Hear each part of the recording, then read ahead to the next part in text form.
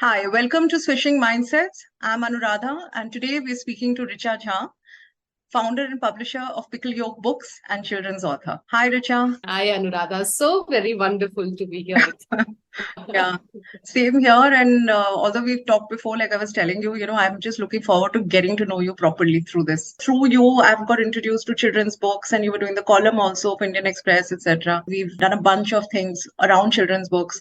So I just want to know, like the first question I thought of when I thought of, having this podcast and everything is that, I have to ask Richa that, a lot of us grow up thinking, oh, I want to write a book. I want to, we have our favorite books. But what led you to become a children's book author and publisher? I mean, this is your bread and butter, so to speak. So did you do something else? What led you to it? Okay, so growing up, I never ever thought of anything as specific as being a children's author. Okay, that is something that happened to me way into my adulthood, and I should say mommyhood in that sense, because for me that came much later. But before that, yes, the thought of uh, writing books, I think that seed was planted in my mind by my father. uh, I've always been a writer in one form or another. I write through school years and college years, and after that as a freelancer. But the thing is that in I don't think I ever genuinely believed that I could write books. Okay, and but my father would always say that I feel there are books inside in you, and I mean there is a book, and there are more than one books. There is more than one book inside you. But he would also say that you have to have your first book out by the age of 30, and that sort of I think at some point it was putting some sort of a pressure on me. So when I crossed my year 30 and I said, oh, there's nothing there at all for me to see and for me to show it to my father, I thought I was letting him down. All right. So take that as the backdrop of me coming into writing. Okay. Because even till that age, I didn't really expect myself to get into any form of formal book sort of writing. But as I said, I have been a writer for many decades now, and freelancing with features and news articles and all kinds of things, reviews, etc. But never in the form of a book. So this journey sort of, I think it was more of a chance that happened because of my children. Because when my child was born is when, and this I'm talking about 22 years ago, when my first child was born. And that's when I started buying books for him. And obviously the first set of books were picture books that I bought for him from all over. And that is what got me hooked to this entire format of books. Before that, not really. I mean, I would have never really thought of picture books being so very relevant to our lives. But it was only because when I started seeing it is when I realized how precious a medium a picture book is. And not just for the child, but also for the adult. And that is where my sort of fascination for this format began. And then my second child happened, and then more books were read. And I can safely say that by the time my second child was born, I would have read thousands and thousands of picture books, because I had I was fortunate enough to have access to a lot of books, because we were posted, outside of India also. So I had really access to very good libraries where we had picture books for children. So at some point, so that was there at the back of my mind, because I would read a book and I would say, oh, wow, this is so fascinating. This is so wonderful. And I wish I can write a book someday. Okay. Along these lines. So that was one. Then I happened to join Time Out Delhi. At that time was still up and running, the magazine. Yeah, So I remember that. Yeah. Yes. So I happened to join Time Out Delhi as their kids section editor. So I was handling their kids section. And thanks to that is where I got introduced to all the new books that were coming out in India for children at that time. So before that, and this I'm talking, the time frame would be 2009-10, by which time I had very little idea of what was happening in India, because my entire exposure to children's books was through all the international books that was out there. So that's the first time when I started seeing this entire range of lovely books that were happening in India. And that sort of piqued my interest. So I started getting deeper and deeper into it, thanks to that. Which is when I also started thinking of doing my own website called Snuggle with Picture Books. So this was at that time, this I'm talking about 2009-10, and this was the only website in India at that time that was dedicated to talking about picture books. So I would review picture books, feature them, and host say illustrators and all that. So it was a very, very comprehensive sort of thing that I was doing around picture books at that time.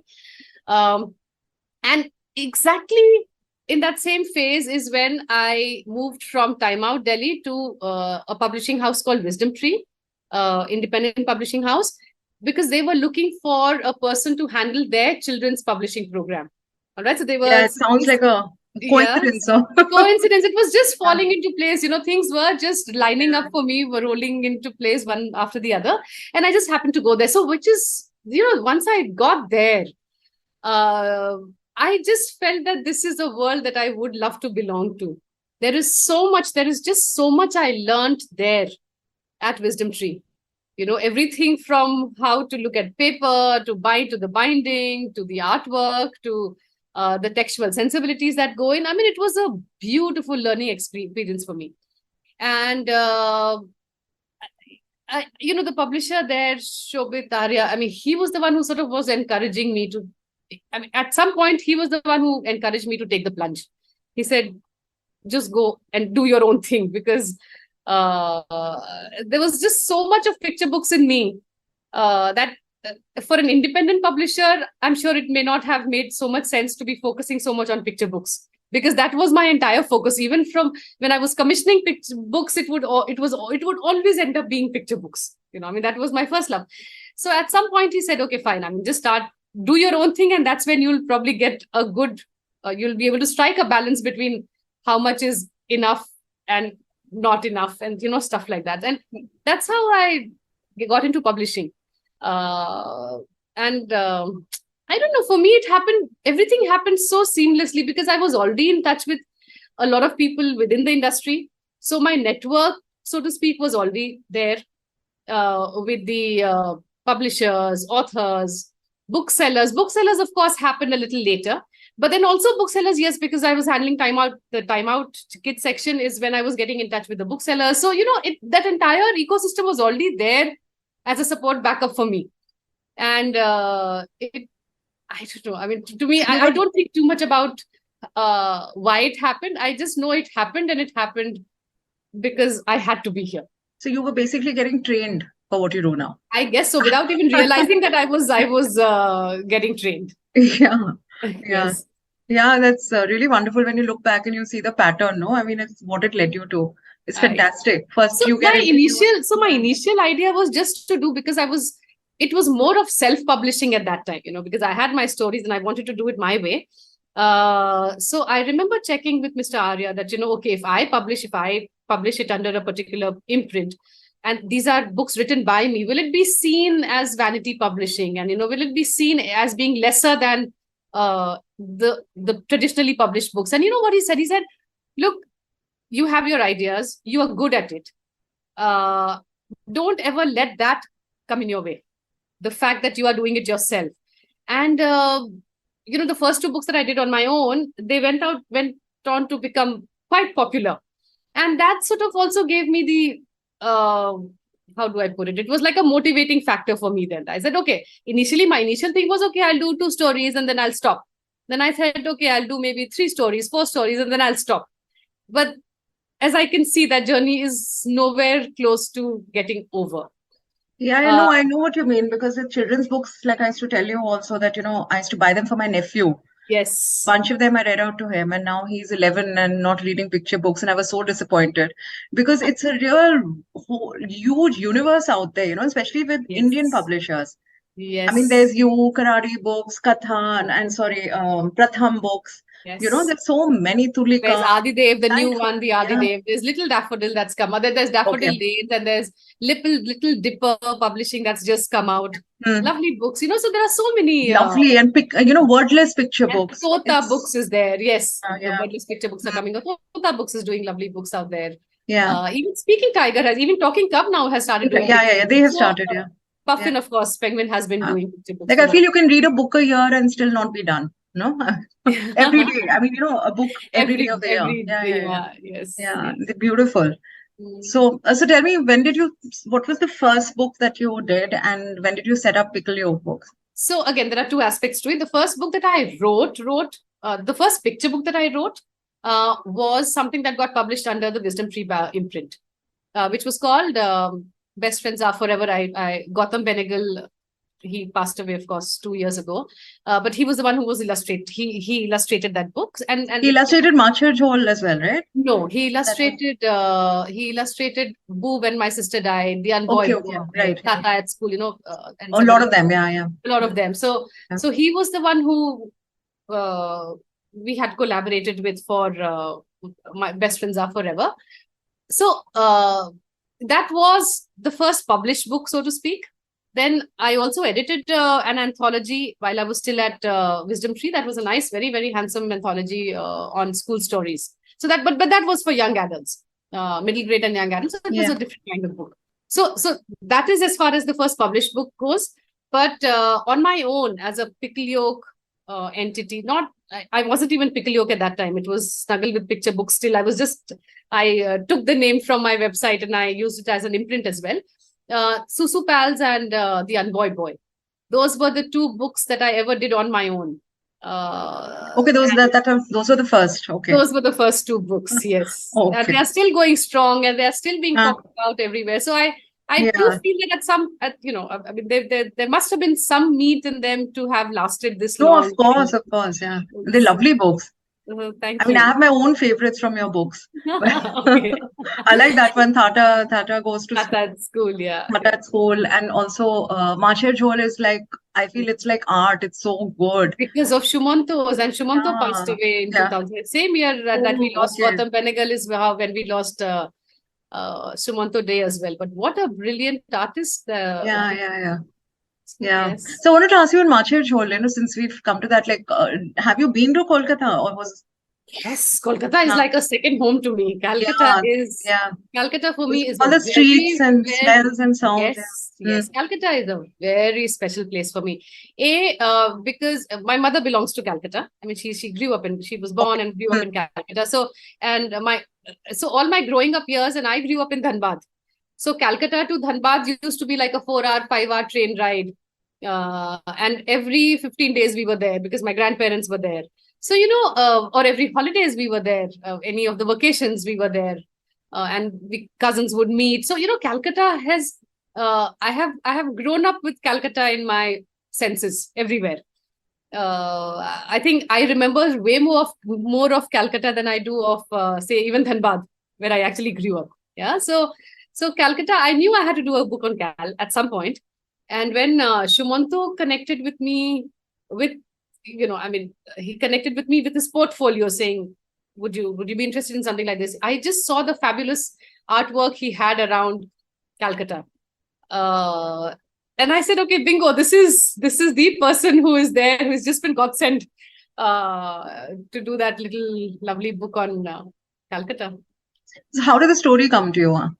The story didn't come to me at all. It's just that Shumanto, the day he connected with me, the same day I wrote back to him saying, Shumanto, this is what you've shared with me is brilliant. Now give me some time to send you a story, because I didn't have anything with me at that time. And it was, I mean, for me, that whole thing was so exciting that I sat that same night, overnight, I wrote that story. Because for me, the two elements of Calcutta streets, and one of the illustrations that Shumanto had shared with me showed his mother, Sadhna auntie, in the kitchen with the gas burning. And, she's cooking something. It was an illustration it was a side view. And it was so magical. I said, okay, I have to write a story, create a story which brings in these two elements, some element of food and the gas and the fire, and that element of Calcutta, like lots and lots of Calcutta into it, because Shumanto is brilliant with both. And that's how this book came about. So I sat overnight, I just wrote that book. I mean, this is the only book which has come out so quickly in terms of my writing. And the next day I sent him a mail saying, okay, Shumanto, I think I have a story for you.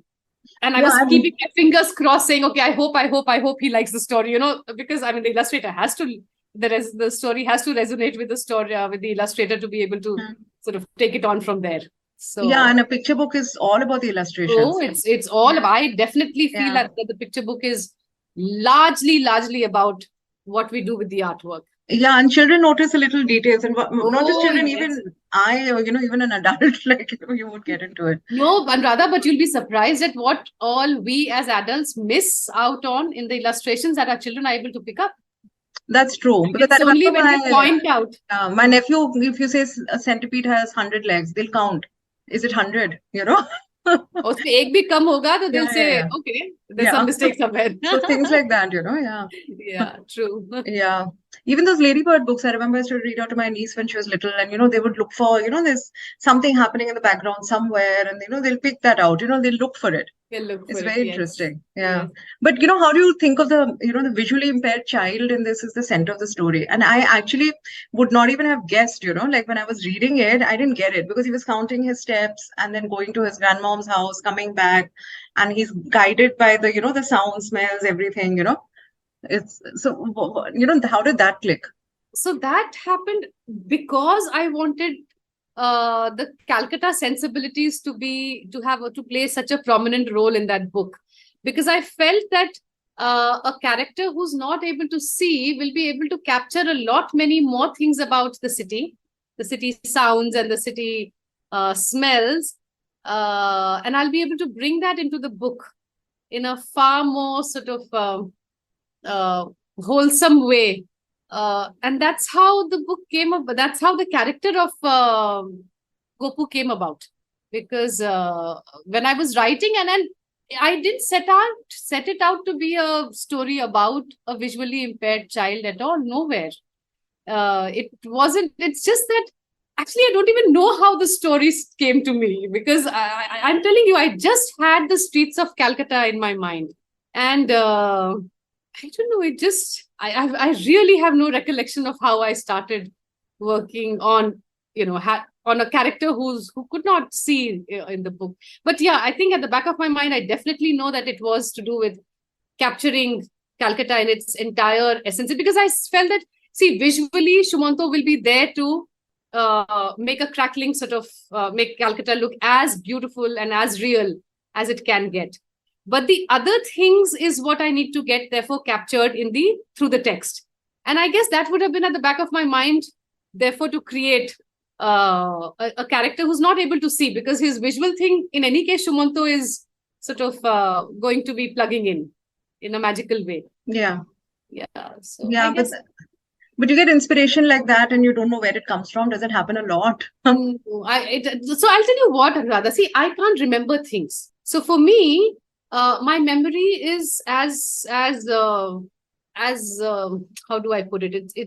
If I forget things very, very fast. I mean, there could be some things which I will remember for a much longer time, but otherwise, maybe a conversation that I'm having now with someone, I'll probably forget about it within a day's time.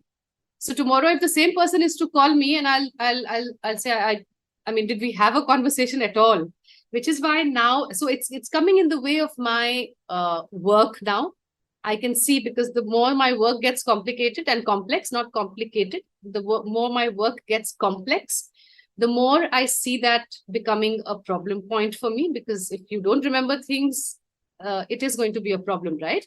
So now, whenever I get a call from someone who is not a friend / family member, I always make it a point to grab a paper pen, and I quickly jot down, okay, so this is the person I'm talking to, this is the time I'm talking at, and this is what we have discussed. Because if that is not there, for me, there's going to be zero recollection of the conversation.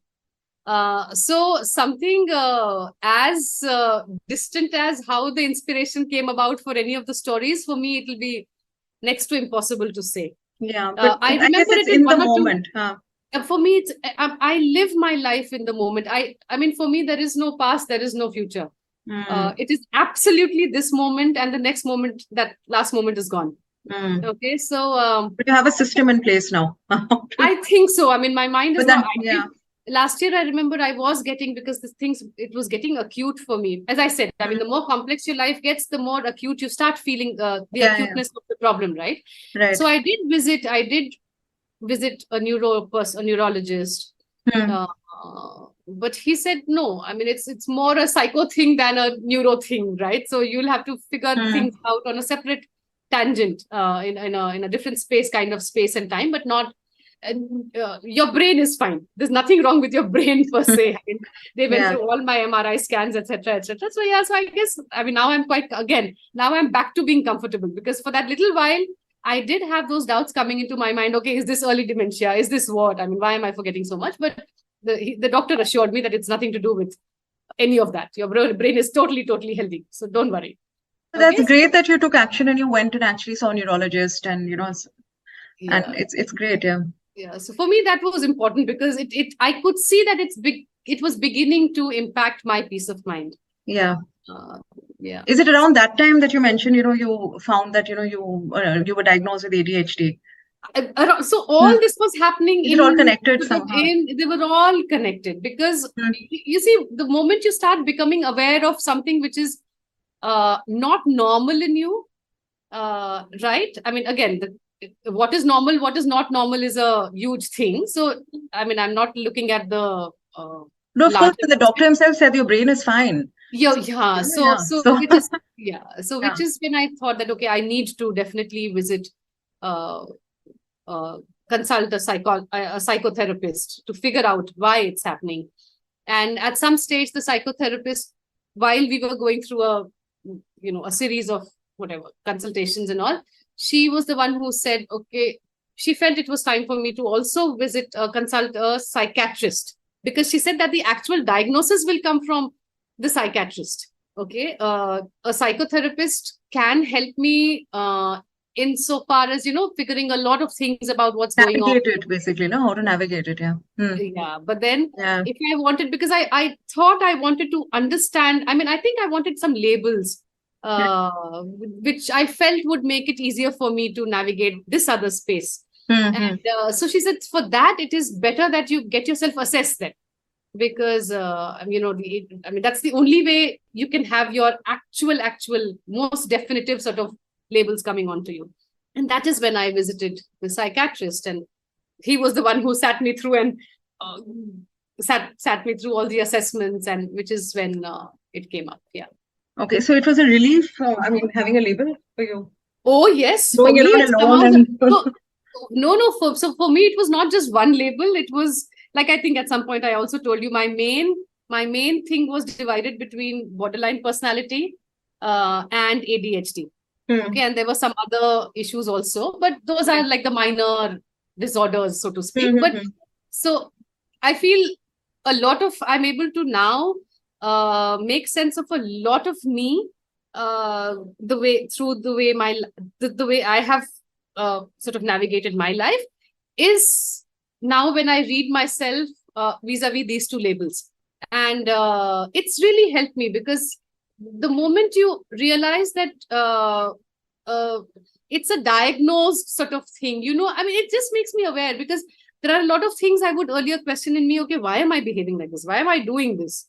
Uh, but now, because I know, and I know that there's this huge body of not just one work, but hundreds of people who have put their time and effort behind trying to understand more and more of this, is it gives me a lot of confidence. It also acts like an anchor, uh, almost on a daily basis for me. So the moment I have my labels, I am able to tell myself that it's okay. There's a way to therefore work around so-called shortcomings that I may find in myself. Because if there are a certain set of how do we put it, symptoms that are associated with one particular condition, they're also able to guide me through how I could go around or work my life around those symptoms. So it for me, it's been such a blessing. For me, it's been a real. I mean, I can't thank this whole thing coming together, because had the first thing not started, the trigger, none of this would have followed, right? So, and I probably, even now, I would have just been left wondering, why am I a certain way? So yeah, I feel at some point everyone should just go and visit a mental health person, because it helps. I really feel it helps. Yeah, I'm sure. And I guess, putting in all that energy, wasting all that energy and trying to fight it. Yeah. Now you have It's the tools to acceptance. The manage it. biggest Yeah. thing that has happened, yeah, Anuradha, the biggest thing is accepting yourself. The moment you know what it is when you start um, beginning to accept yourself for the way you are. Before that, as you rightly said, you are fighting yourself, which it's not going to take you anywhere at all. It's not going to take me anywhere.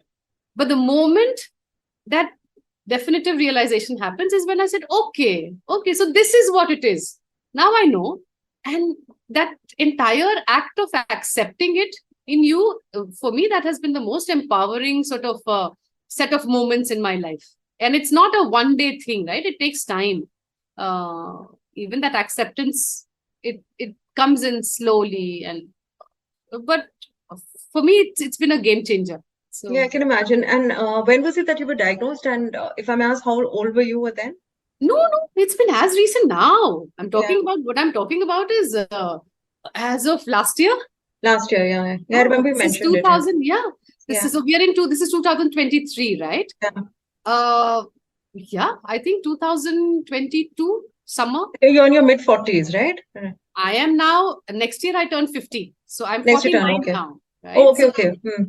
Yeah. so I was 48 when I finally got Yeah. myself No, diagnosed. that's And what I find amazing, because like to find out at this age and to go in and get a diagnosis, because this is something one associates with children, hyper children who can't focus and they have yes, this attention deficit and all that, So it's so wonderful that, maybe all of us also have that and, we just go and get it diagnosed or anything else. I think It'll be a so. game changer, as you said. It is a game changer, as I said, because Yeah. you see, there is some bit of idiosyncrasies all of us have. There'll always be something which is an sort of nagging, irritating. Which makes you you, that's what we say. But these are our unique Yeah. points. But then if it starts coming in the way of your daily life, oblique happiness, oblique peace of mind, is when I feel definitely we should just get up and go and visit a mental health professional. What and who we are comfortable with is something that is more of a trial and error sort of thing.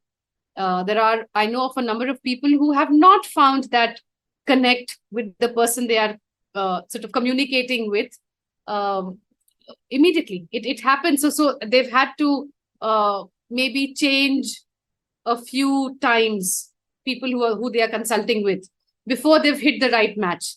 But that's true. That happens. Yeah. Yeah. So no, there is absolutely no sell by date for getting yourself just getting up and going and saying, okay, I think I'm ready to get diagnosed. Yeah. And I don't see it as a sign of any form of weakness at all. I mean, I feel it takes a lot of courage to be able to go and confront your own demons. And it's like getting up and going to a GP and saying, okay, these are my blood reports. Is everything fine with me? Okay. Yeah, it's like finding out you have a vitamin deficiency and you take it and then you're up and I mean, if we know exactly, if we know instead of trying to figure out why am I feeling this way and how can I get over this? Yeah. So wasted energy. So tell me if you can, give examples of how has it changed you? Like you said, you couldn't remember anything, and I still don't remember anything. So that hasn't changed. Yeah, but now because I know that maybe I can attribute I don't even know whether I can attribute my forgetfulness to ADHD. I don't. I mean, I feel I attribute my forgetfulness more to my borderline personality disorder. But that's not, I mean, something that I would want to discuss here. That's fine. But that but a lot of associated things sort of makes sense now. Makes sense. So it's like my lack of focus on any particular thing, or if I'm focused, maybe it'll be there for a short while, but there's this huge element of distractibility that comes into my life. Okay, that things like, so earlier I would get extremely upset with myself because, all my interests would be very, very short-lived. I would have it in a matter of days, say, or within a few months, it would just disappear. I mean, you know it. I did your column for the Indian Express for a few months. Yeah. And then No, I but said, you did that for a very long time and a very good job at no, that. no, but for me, that wasn't enough, right? It Yeah, just yeah, was that going I can for, understand. Yeah. yeah. I so I do end up losing my interest because after a while there's a lot of things that I start getting distracted with, or maybe it starts being exciting enough for me. Okay, so these are those little things that earlier I would find very troublesome in me. But the moment I got myself diagnosed, I said, okay, this is something that people do have. This is we could see that as one of the few things which are relatively common between people who are going through ADHD, and not so much in children, but the adults who go through this definitely find a lot. And there are so many other things. There are so many other things. My mood swings, my I don't know. I mean, if I were to sort of list them out, it would run into 20s, 30s, 20, 30 odd points that were there that finally helped me figure myself out. But yeah, these are those main points. Uh, just I mean, procrastinating. See, I know, and because once I got myself diagnosed, it also when I started reading up a lot on ADD, ADHD, right, for adults. So that's when I realized that, see, procrastinating is not something which has formally been diagnosed as part of the ADHD thing. But in 99% of the cases, a person who is suffering from ADD, I mean, the adult ADHD, is known to be procrastinating. All right. And there are reasons why that thing just comes into the psyche of not. So these are things that I have lived with all my life. And now I don't beat myself for it. And that It's is like how a it's changed for it's me. like a jigsaw puzzle, no? Suddenly you know why. Suddenly I Yeah. know why. It fits. And Yeah. that in the knowing is where the power lies. So now that I know that, okay, I will keep things for the last minute, because I mean, until it comes to a point where I feel that it's going to be a disaster if I don't get up and do something, I know I will be shelving it off. But at least now I don't kick myself. I don't beat myself for it. So, are there any systems or any tools that you use to, that help you? No, nothing formal as such. All I do is my diary is my biggest tool with me now. So that's where everything gets documented, everything gets planned. Everything also gets unplanned there, but at least I have it there. So I mean, at least structurally, that is the only thing that I have done. And I have always been, one thing that has definitely also helped me is yoga. I think there is something that yoga does. Yoga, you mean meditation? Not so much meditation. So when I'm doing this yoga, there's a lot of deep breathing and all that I do. And that is a form of meditation, I guess. I'm way too distracted to sit for a meditation thing otherwise. Okay. But yeah, so in some form, that whole act of doing these deep breathing exercises as part of my asanas is something that has definitely helped me. I feel it's helped me focus, get more focused in life. Yeah. That's not saying much, by the way. No, it's saying a lot, because I told you I did that mindfulness training as well, right? Yes, So even there yes. they tell you that, just focusing on your breath, it just centers you into the present, Yes. in the present moment, that In awareness the that you need. present moment, that awareness just comes in. So if I am say keeping something, if I am saying I don't want to do it, I don't feel like doing it, it just helps me bring back the focus on why is it that I don't want to do it. And once I have an answer to that is how I'm able to tackle it much better then. So Yeah, I think we're so accommodating with everybody else, but not with ourselves, no? We just, yes. Yes. I mean, the way you're asking yourself, okay, what's wrong? Tell me. Is, you would do that to a child or someone else, but Yes. we hardly ever do that with ourselves. No, so that's the one thing that I have learned to do. I'm always, I'm treating myself with a lot of patience. I'm treating myself with a lot of love, no judgment. I have completely sort of taken that off the picture. But I don't always succeed. But more often than not, I think I've been able to get that bit Yeah, in we can't place. always say we're not perfect beings. And Yeah, we're not perfect. And I don't even want to be a yeah, perfect there'd be being no because fun it won't be then. no Yeah. fun. Yeah. But yeah, that reaching that no judgment zone is very tough. I think even for me, that not judging yourself, I think that's the toughest thing. Yes. Yeah, so things Yeah. like short attention span, these are all things which uh, it just helped me deal with a lot of things. That's all. Yeah, but so this has been so nice, and I'm sure anybody listening to it, even for me, I don't even know how many listeners this podcast will have. So, so at least for me, even I'm listening, it's a huge help, and it's really great. So it'll be our friends and families. I know, but even that. Yeah, So you see, yeah, even if it reaches one person and it acts as that little stimulus for even one person to get up and say, okay, I think I'm ready to just go and figure out why I am a certain way. Even that is a big one. to even just let go. Don't be hard on yourself. No, Yes, that yes, itself. yes, Yeah, yes. even if you don't go the whole hog, and like you Even if did. you don't, yes, Yeah.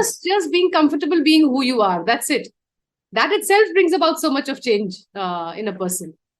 Change in the sense of being calmer inside, being a much calmer person inside.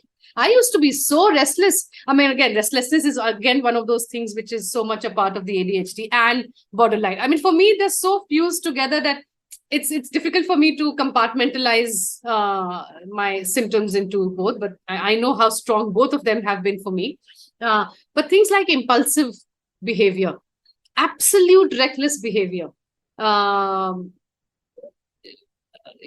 I mean, there were times when I would just feel, okay, why am I like this? But again, now I've told everyone that, look, take it for what I am. This is what it is. And now at least you know why I'm a certain. I was just coming to that, I guess family also must have let go. Okay, okay. Yes, it's so much easier on the family.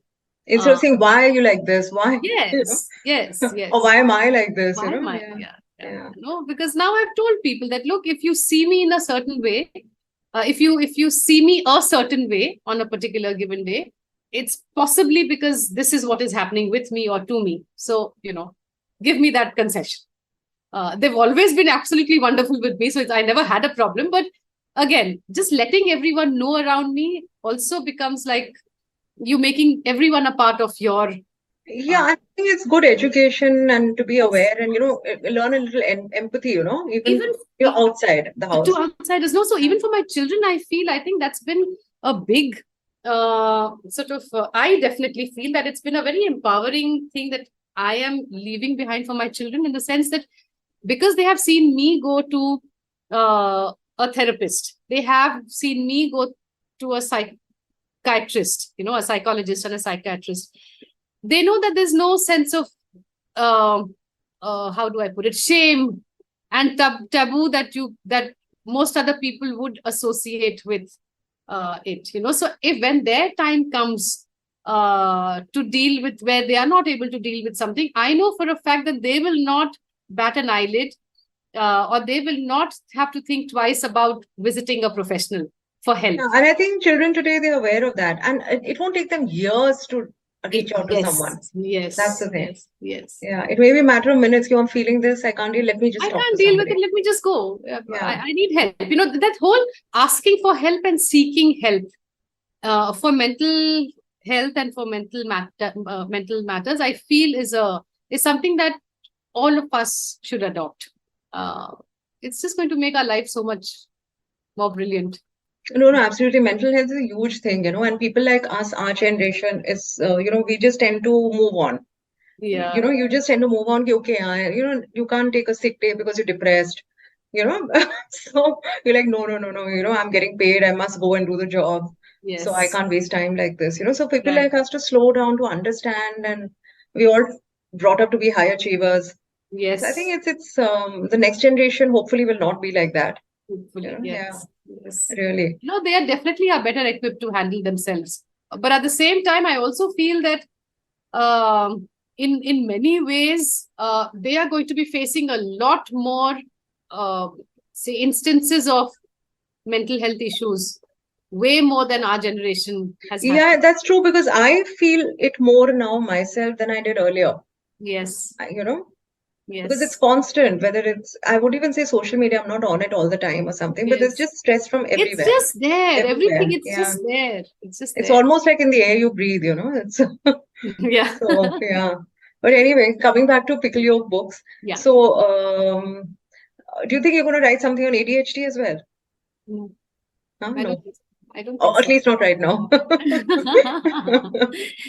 Yeah. it's possible that yeah, maybe there's a character that comes out someday from me who is um, who knows, yeah, maybe displaying traits, very very visible traits of what I have been through or what I go through, possible. Yeah.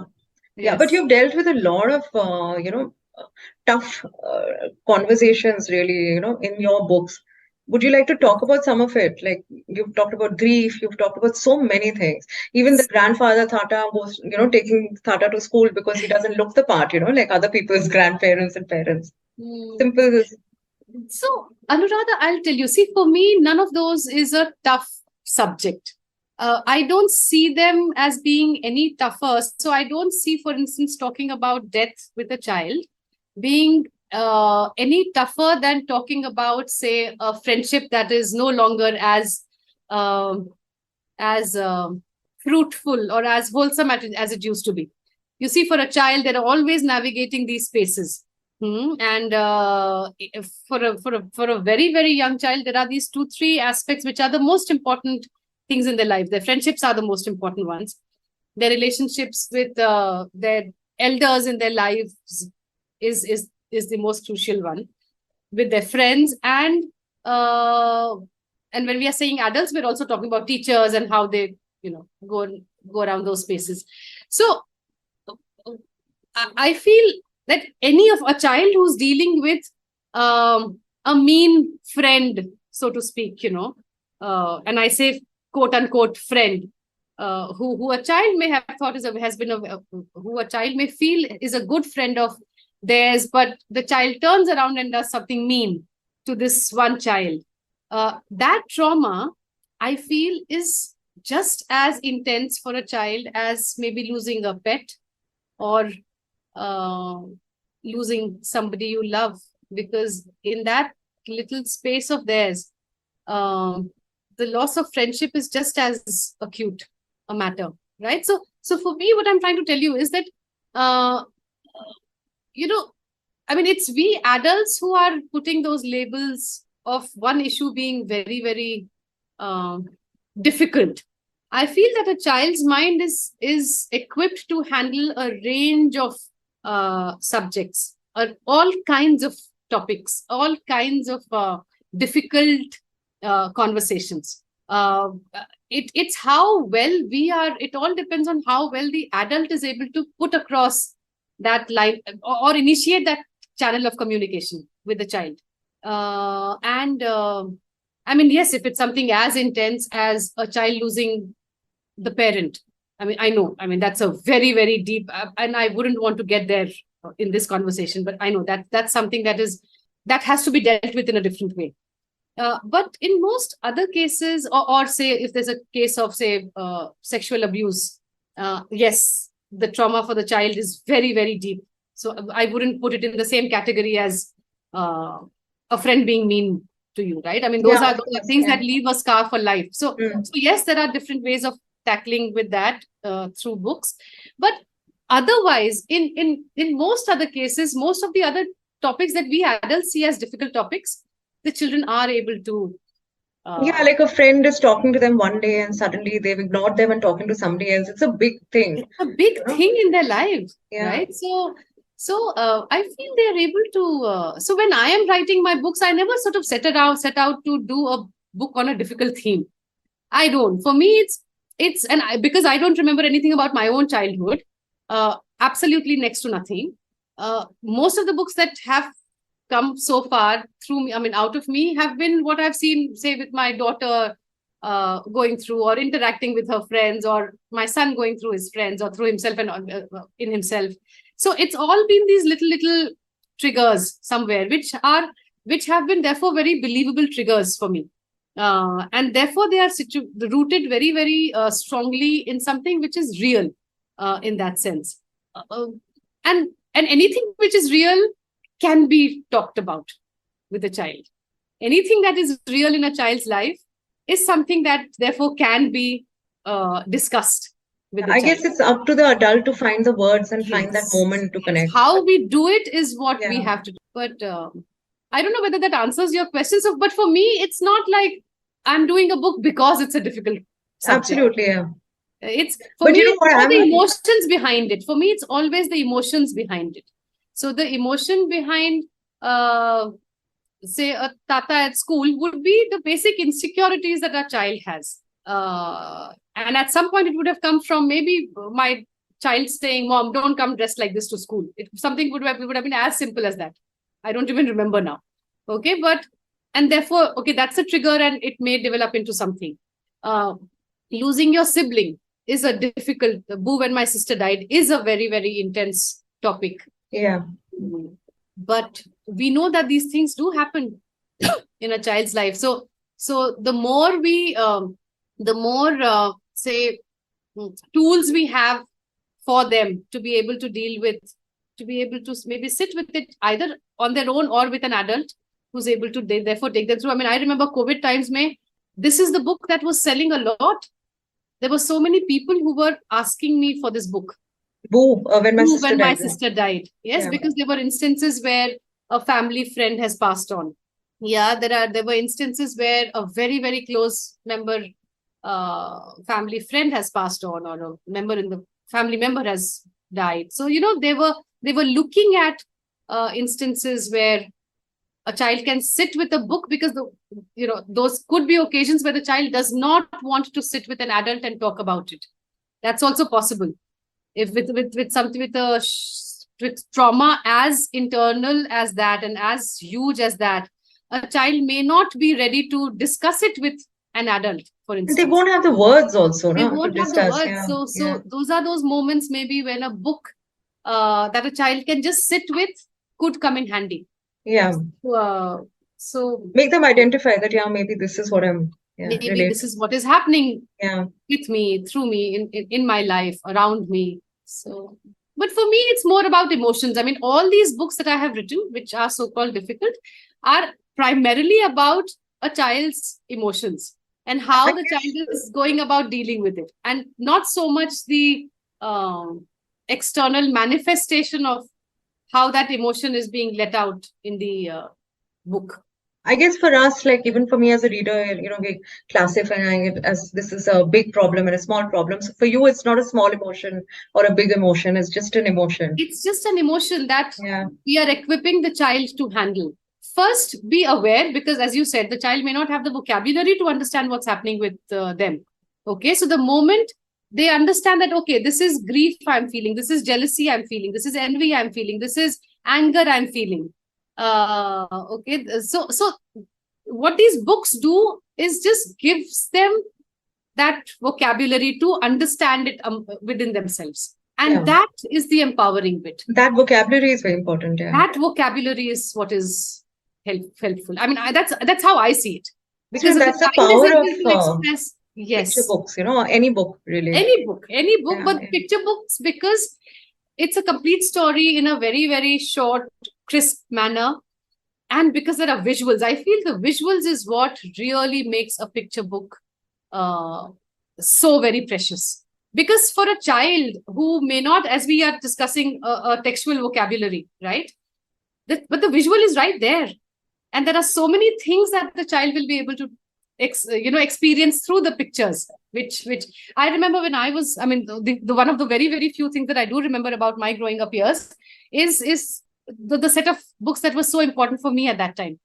I mean, I was someone who would always be sitting in some corner reading a book.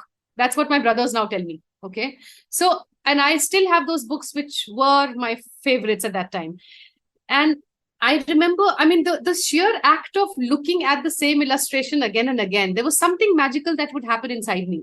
And that was the power, maybe. And so when you asked about how I got into picture books, maybe at some level, that influence would also be continuing in some form. Yeah, because there's a memory, of a page, of a picture, of the Somewhere, book and itself. what it used to do to me as a child. So those, because I have such few memories of my childhood, is what makes it so very therefore relevant.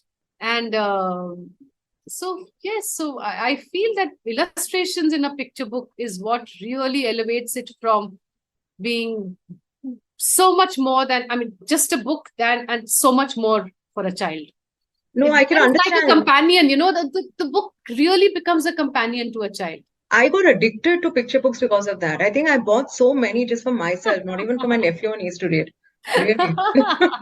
When my nieces were small, I didn't know about all these books, Julia Rawlinson, etc. I had Yes, no idea. So my yes. nephew, I went berserk. I was like totally addicted. I mean, the illustrations are just, I was like, I want to tell the whole world. I mean, have you seen this? Especially your book, Macher Jhol. I mean, I was totally in love with it. Thank Yeah, you. Yeah, yeah. I wish Shumanto was still around to yeah, yeah, hear all the love that the book receives yeah, because of him. Yeah. really. And tell me, your books have been awarded, you've gone to international book festivals, etc.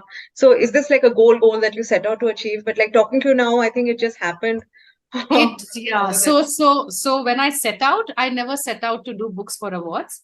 But it so happened that again, the first book that I did, like Susu Pals, on my own, ended up being shortlisted for the Crossword Book Award. And I hope I'm not mistaken, but that was the first time in the awards history that a picture book was getting nominated for, shortlisted for the children's category. and Because Susu Pals usually you so would have, nice because even yeah, all so women, whenever I'm you go to the washroom, I say, so "You want to come?" I'm Go so together. grateful to the jury Never members go alone. that they considered it worthy enough to be included in the shortlist, because before that picture books would not even feature there in the even the shortlisted books. So I think that's something that I think it got me onto the thing of awards. But I feel and so it happened with the first book, then it happened with maybe the third book and the fourth book, and so on and so forth. Books started getting nominated and awarded. uh, and at some stage, I reached a point where my entire purpose of doing a book was to win an award. It Oh, became so warped. It really became that warped. Okay. To the extent that, and I have no qualms in admitting it, because I know it's it's the okay. It worst possible. happens. It No, no, happens. no, no. And it's the worst thing that you can do yourself as a creator. Right. Okay, because the moment you are defining an end goal for yourself through a book is the end of all your creativity. Okay, so there came a time when if one of my titles would not get picked up for a short list, even a short list, it would send me into a complete sinkhole. I mean, I really would feel myself getting more and more sucked into that whole thing. This was say and this happened about this continued till about, I would say, even 4 years ago, till about 4 5 years ago. Okay. Which is when I went back to why I had started creating books in the first place on my own. And that whole thing about, okay, I wanted to create books because for the sheer joy of it. Okay. I mean, when I started out, the reason they were so much fun for me and so fulfilling for me was because I had no end point in mind, right? I was just creating a book because I was having fun doing it. The moment the end goal became an award is when I stopped having all the fun creating a book. And there was a point where I just was about to give up. And that sort of also coincided with the entire COVID thing. I mean, of course, slowly it was happening. But the COVID year sort of just gave us that natural thing to sit back and reflect on a lot of things, because there was so much happening externally. Is when we also started reflecting internally. Is when I realized, okay, this has to stop, because I've stopped having fun. I'm ready to quit, and I'm quitting because of a reason which is as flippant and as frivolous as this. And I think that was also again the turning point. And that point on, again, the books that I started doing, they have still won awards. I wouldn't say they haven't, but for me that is not Now not even it doesn't even feature in my list of priorities or even the criteria. Okay, so if it that does not mean to say, that does not go on to say that I will not send my book for award functions. I will definitely be nominating, sending them, submitting them. But if I don't hear anything about them, I'm still as happy as I will be if they do end up winning an award. And the other thing that also drove me into reflecting is introspecting very, very deeply was this whole thing about, because there was a point when I was winning a lot of awards and I realized that it wasn't giving me any sense of joy at all. I can't explain how it would happen, Anuradha. It just would not give me any joy. Okay. And that is when I realized that, okay, which means that this is not important for me. Why am I making it the end goal? So all of this sort of just helped me get back to my grounded self and go back to the drawing board, so to speak, and re-look at why I got into publishing books. And it's, again, so I can feel that joy coming back to me. Now when I'm creating books, I'm just creating again for the fun of it. Yeah, and if you're making picture books, it better be for the fun of it. There's so much joy. Yeah. So see, a lot of books that I will be, when going forward, there will be books which will come out which will not have an element of, say, lightness about them. They will be, they could be intense books. They will probably be, one of course, will be intense books. But, the fact that I am having a lot of joy creating them is why I'm enjoying the process so much. No, it's great that, you lost sight of it and then you came back, because I think it's very normal to get sucked up in it, because we all do. It's all about validation now, that external validation. If you put up a post, if nobody's liked it, then it's not relevant. So I'm out of it. I'm very happy to say, rather. One correction I should make in terms of timeline. I went to the psychologist first, right? The therapy bit of it. Okay. Right. And I visited the therapist. I started going to the therapist not for this particular, not for the ADHD thing, but for some other issue. And this happened about almost 3 years ago. Okay. So this entire journey that I'm talking about is also sort of in tandem, this whole journey of me reflecting on why I got into creating books in the first place. Also has a lot to do with my whole set of, the therapy that I have gone through. Yeah. Okay. Me getting diagnosed for ADHD and borderline came in much, much later. That happened last year. But I was already very, very deep into my consultations with a psychotherapist by then. Okay. No, I think it's nice to dig deep and, it just happens one day, when. So why I brought this back here is because that also helped me understand myself. Yeah. So what was the trigger then? Do you remember? Or is it just because I can understand sometimes you just get tired of feeling a certain way, So. It was for me. It was I was terribly, terribly tired of myself for behaving and for being a certain way. I won't be able to discuss it here. Yeah, absolutely. But that whole thing about the pattern that I have seen, a particular pattern that I have seen through life in me is something that I went to the therapist and I said, listen, I want to get out of it once and for all, and help me get out of it, because I know there's a pattern that I fall into each time, and enough is enough. I just want to come out of it. And it helped you? Oh yes. It's been a long one. It took me a long time. And I again have no qualms in saying that it was never a linear thing. Okay. I would feel myself getting sort of on track, so to speak, and then falling back and then getting derailed all over again. Then again, coming back on track, getting derailed, coming back on track, getting derailed. It was almost, there were times when it was 2 steps forward and 10 steps backward. 10 steps back, but I think yes, nothing could have sort of helped me the way those sessions. It's been worth it. Absolutely, every single penny that I have spent on myself. Yes, absolutely. Yeah. So awards now I don't think they mean much to me now. I'll be happy, of course. If I get one, who is not going to be happy, but It's not something that it never gave me a kick then. I don't think it's going to, the absence of it is not going to make me feel sad. I mean, that is the trap that I had fallen into, right? The absence of it, which was making me feel miserable, the absence of it is not going to make me feel bad at all. Yeah, absolutely. Because you're now, I mean, you've rediscovered the joy of doing what you love. Absolutely. And So I'm you don't very, need very that validation. comfortable. The other thing that has happened, Anuradha, is I'm very, very comfortable in my own skin now.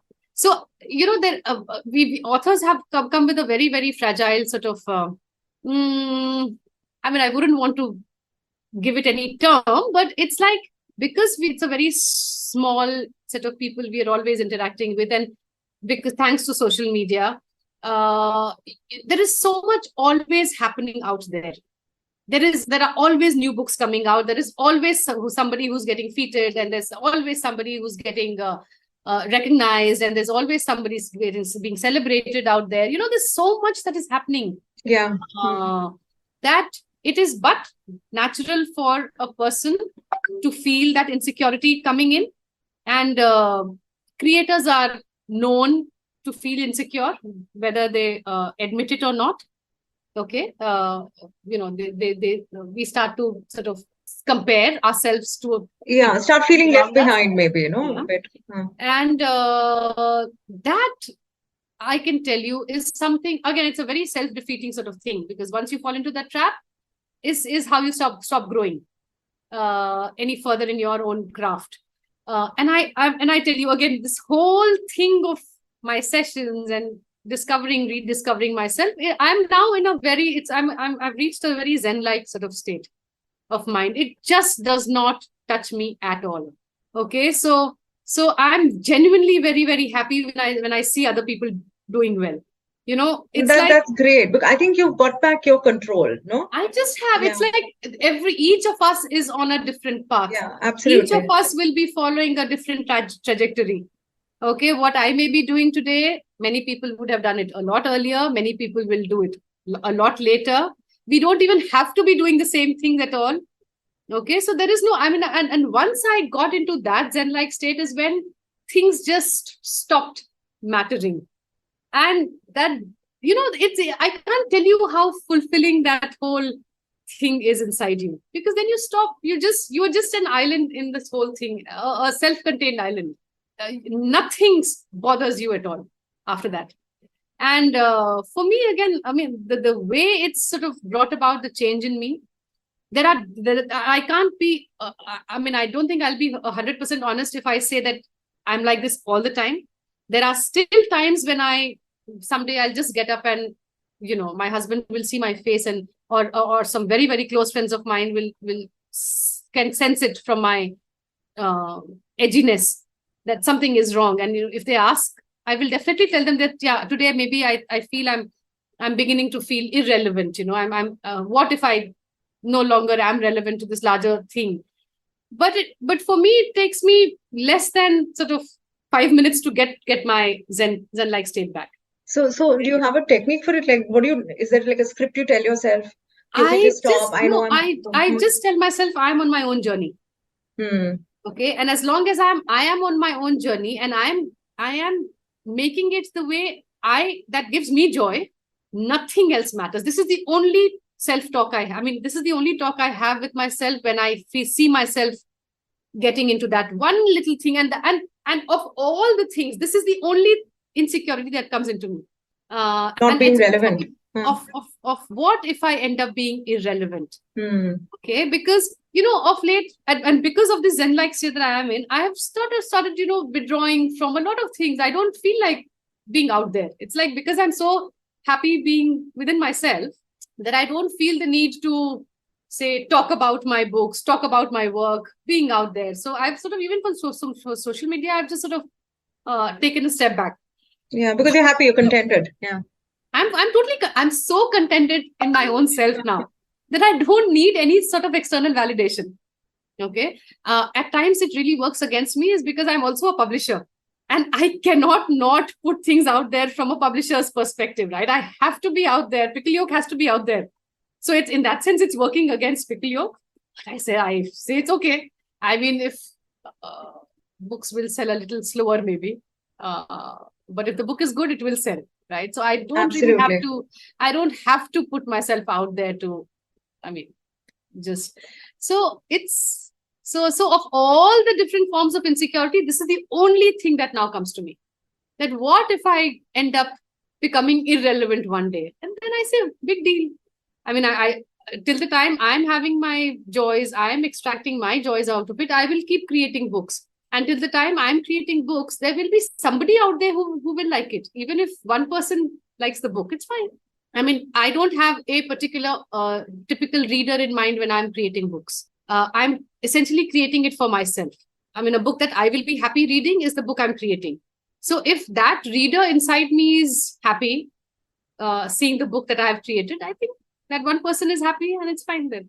So I really have reached that Zen-like state, Anuradha, and I have no, it's no empty boasting. I mean, I know I have reached that state is why I'm even talking about it, because it's just changed so much inside me.